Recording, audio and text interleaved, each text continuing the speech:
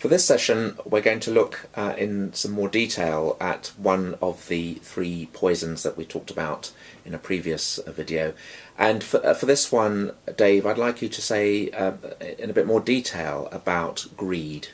Yeah, greed, the first of the three poisons, is, in a way, for the scholar, the most interesting, because actually, in different versions of the formula, there are different words used for greed. So in most of the early texts, we use the word raga, and in the later texts, we use the word lobha, which also means greed slightly differently. The formulation is given differently in the early texts as it is in the Abhidharma text, the later text, where it's given for another word for greed. But it's seen as being absolutely problematic, and I want to quote you the Dhammapada. Quite a few people know the Dhammapada as one of the core Buddhist texts. And it says, "There is no fire like greed, no grip like hatred, no net like delusion, no river like craving." So these are the things that capture us. They're fires and they're nets. They're things that grab us along or wash us away. And in a way, it might be seen as taking away our free will, because Buddhism talks about being a path to freedom. So we're seeing that normal people, in our normal lives, where greed doesn't give us freedom, getting what we want isn't freedom, controlling what we want is actually freedom. The terms then that are used for greed are excitement, passion, and it's often raga is normally given in combination with the words for hatred and delusion. It isn't discussed that much independently. So the big, massive Pali English dictionary that gives you the kind of history of these says, excitement and passion, seldom by itself, mostly in combination with dosa and moha, as three fundamental blemishes of character, the three things that are wrong with us. So it's greed or passion, or as is noted in other dictionaries, its equivalent is also lust.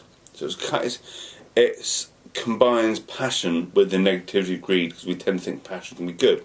I've got a passion for cupcakes, or whatever your passion of baking might be, or whatever it could be.